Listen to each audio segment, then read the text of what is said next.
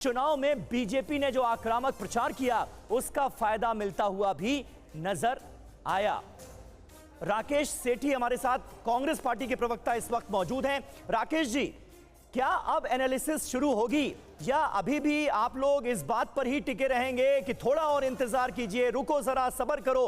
अभी भी यही लाइन है क्या पार्टी की? नमस्कार। आपका जो चैनल में मुझे दिख रहा है, भारतीय जनता पार्टी को आपने 48 दिया, कांग्रेस को 36 जी। अगर इलेक्शन कमीशन के जो साइट पे अभी तक सिर्फ 12 या 13 जो कैंडिडेट्स का है उनका फैसला आ चुका है।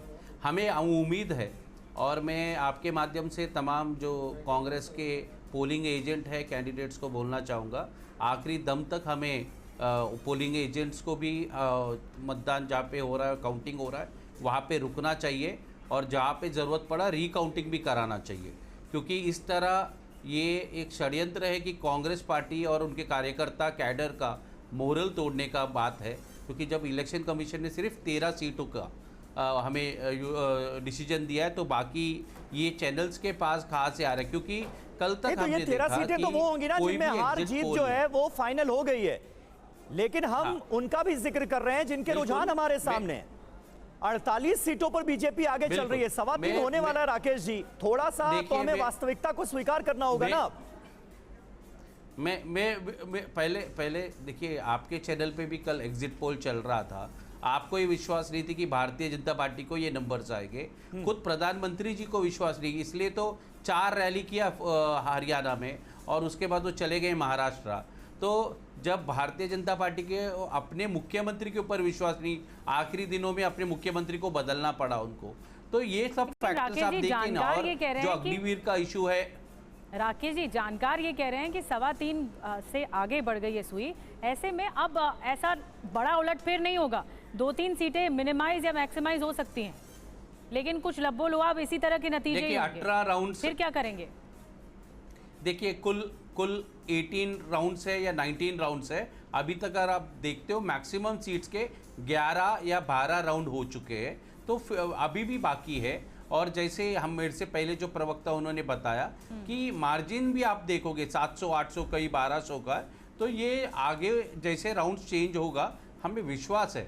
मगर जो आप लोग दिखा रहे, अगर इस तरीके का अगर रिजल्ट रहा, ट्रेंड रहा और आखिरी में ये फाइनल नंबर्स है, तो फिर ये बहुत ही शॉकिंग रहेगा और इसके ऊपर कुछ कांग्रेस नहीं, भारतीय जनता पार्टी भी विश्वास नहीं करेगी। ठीक है, अभी कांग्रेस वेट एंड वॉच की स्थिति में, जैसा कि राकेश जी कह रहे हैं। मैं आऊंगी सर आपके पास, एक प्रतिक्रिया सुनवा दूं। मैं आऊंगी सर आपके पास। हरियाणा में मिली जीत के बाद बीजेपी नेता और केंद्रीय मंत्री गिरिराज सिंह ने कांग्रेस पर हमला बोला है, कहा सारे किसान और पहलवान हमारे साथ हैं। हरियाणा की जनता ने सबक सिखा दिया, मोदी पर भरोसा किया, जुमला राहुल के जुमले पर नहीं भरोसा किया। पहलवान, किसान और क्या क्या जो सारे किसान और पहलवान तो हमारे साथ थे, जुमला उनके साथ था। लेकिन इलेक्शन कमीशन के आंकड़े सामने आने में देरी हो रही है। आज ये बड़ा आरोप कांग्रेस पार्टी की तरफ से लगाया गया। कांग्रेस नेता कुमारी सैलजा ने भी वो बात दोहराई है जो जयराम रमेश की तरफ से कही गई थी। सैलजा ने कहा कि मतगणना के रुझानों में देरी की जा रही है। सुबह का रुझान कुछ अलग था, अब का कुछ अलग है। रुझान अटके हुए क्यों है, ये सवाल कुमारी सैलजा की तरफ से भी उठाया गया है। रुझान बदलेंगे और कांग्रेस हरियाणा में सरकार बनाएगी, ये कहा है कुमारी सैलजा। और नायब सिंह सैनी कुछ बोल रहे हैं इस वक्त, आपको सुनवाते हैं क्या कुछ कहना उनका। आदरणीय नरेंद्र मोदी जी, ये पूरा का पूरा श्रेय मैं आदरणीय मोदी जी को देता हूँ। उनके आशीर्वाद से, उनकी गाइडलाइन के अंदर, उनकी जो नीतियाँ हैं, उन नीतियों के ऊपर हरियाणा के लोगों ने मोहर लगाई है। मैं हरियाणा की जनता का जहां दिल से धन्यवाद करता हूं, उनको प्रणाम करता हूं, वहीं आदरणीय प्रधानमंत्री जी के नेतृत्व में जो ये तीसरी बार हरियाणा की ऐतिहासिक जीत हुई है, इसके लिए भी मैं प्रधानमंत्री जी का धन्यवाद करता हूं। मैं अपनी उच्च लीडरशिप का धन्यवाद करता हूं। मैं हरियाणा के लाखों भारतीय जनता पार्टी के कार्यकर्ताओं का दिल से बहुत बहुत धन्यवाद करता हूं कि जिनकी कड़ी मेहनत और पसीना बहा करके उन्होंने इस ऐतिहासिक जीत का जो दिलवाई है वो पूरे धन्यवाद के पात्र है। मैं पूरे हरियाणा के लोगों को दिल से बहुत बहुत धन्यवाद। कोहाना की जलेबी की फैक्ट्री ये मैं बात अलग से करूँगा। प्रधानमंत्री जी का फोन आ गया, बधाई के लिए आ गए। प्रधानमंत्री जी का फोन आ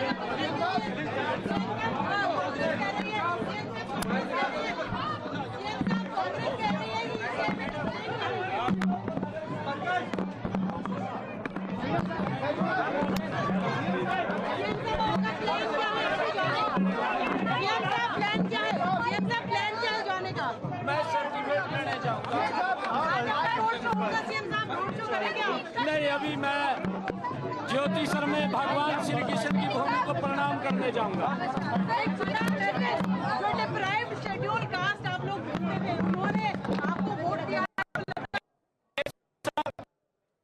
और जीत का पूरा श्रेय मोदी जी को जाता है, ये कहा है नायब सिंह सैनी ने। हरियाणा के मुख्यमंत्री को आप सुन रहे थे और उनके पीछे समर्थकों की लंबी चौड़ी कतारें भी हमें नजर आई। शिवम त्यागी इस वक्त हमारे साथ मौजूद हैं, भारतीय जनता पार्टी के राष्ट्रीय प्रवक्ता। शिवम, ये कैसे कर दिखाया हरियाणा में आप लोगों ने? कहां तो बातें हो रही थी कि सरकार के खिलाफ जबरदस्त नाराजगी है, एंटी इनकम्बेंसी है, यहां तक कि आप लोगों को मुख्यमंत्री बदलना पड़ा एन मौके पर। लेकिन शुरुआती रुझानों में कहानी कुछ और उसके बाद से जो पासा पलटा वो पूरी तरह से बीजेपी के फेवर में।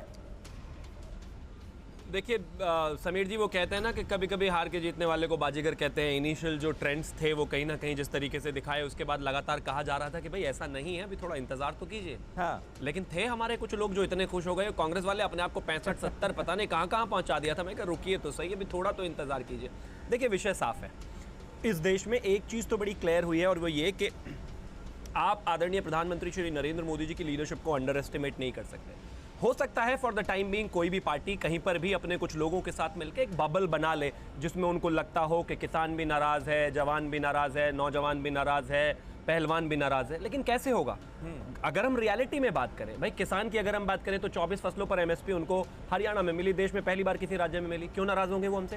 पहलवानों की अगर बात करें हिंदुस्तान में मैं आपको दावे के साथ कह सकता हूँ, आपका तो जो है पत्रकारिता का करियर भी बहुत लंबा है, कोई एक ऐसा दूसरा प्रधानमंत्री नहीं हुआ जो इस देश के खिलाड़ियों के साथ इतने आत्मीयता के साथ, और चाहे वो कहीं से भी आते हों, ओलंपिक से लेकर क्रिकेटर्स के साथ हर किसी के साथ पर्सनल लेवल पर कनेक्ट हुआ हो। जिस तरीके के वीडियोस, फोटोज़ वो आते हैं, क्या हरियाणा में बैठी हुई कोई किसी खिलाड़ी की माँ जो एस्पायरिंग खिलाड़ी है, जो आगे जाकर कुछ बनना चाहता है, उनको वो दिखाई नहीं देता कि आदरणीय प्रधानमंत्री जी किस तरीके से करते हैं?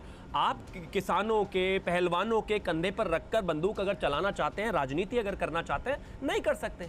आज के ज़माने में डिजिटल मीडिया है, सोशल मीडिया है, मीडिया है, हर कोई जानता है कि किसके क्या एजेंडाज है। आगे आइए, अगर मैं बात करूं खास तौर पर जिस तरीके से महिलाओं को, पिछड़ों को लगातार जो है, लेकिन शिवम अभी यकीन नहीं हो रहा है कांग्रेस पार्टी को, थोड़ा इस पर भी तो बात कर लीजिए। भूपेंद्र सिंह हुड्डा कह रहे हैं अभी देखिए तस्वीर का रुख जो है एक बार फिर पलटेगा, कांग्रेस को ही बहुमत मिलेगा। पिछले 20 चुनाव बताइए जहां पर इनको विश्वास हुआ हो, जब ये हारे हैं, जीतते तुरंत विश्वास हो जाता है इनको। जनता पर इतना शक करना जरूरी नहीं है।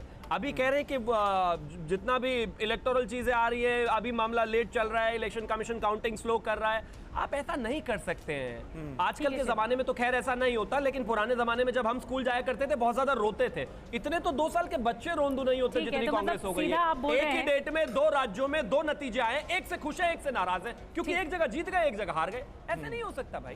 लगातार उनकी तरफ से तो प्रहार ये भी हो रहा है कि क्यों लेट किए जा रहे हैं नतीजे घोषित करने में। इलेक्शन कमीशन लेट कर रहा है, शिकायत की चिट्ठी भी लिखी है और कांग्रेस ने। मैं आऊंगी शिवम आपके पास हरियाणा चुनाव के रुझानों पर। टीवी9 संवाददाता रजनीश रंजन ने कांग्रेस सांसद कुमारी सैलजा से खास बातचीत की है, आपको सुनाते हैं क्या कुछ कहा कुमारी सैलजा की तरफ से।